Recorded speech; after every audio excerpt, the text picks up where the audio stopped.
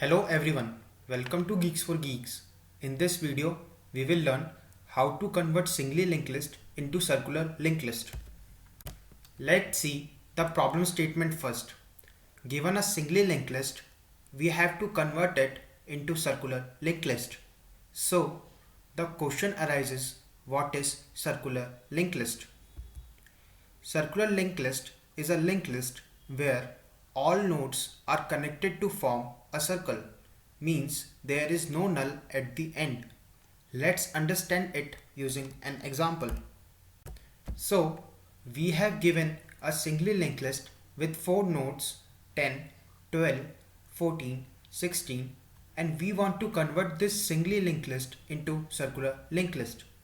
So after converting this singly linked list into circular linked list, there is no null at the end since next of last node, which is 16, is now connected to first node 10, thus forming a circle. Let's see the algorithm to solve the above problem. We traverse the linked list and check if the node is last node or not. If the node is last node, that is pointing to null, then make it point to the starting node, that is head node. Let's see C implementation for this algorithm. The return type of this function is node type since it will return head of newly formed circular linked list. The function takes one argument, the head of the singly linked list. Inside this function, we declare a variable start and store head of the singly linked list. We then start traversing the linked list and will traverse till next of head is not null.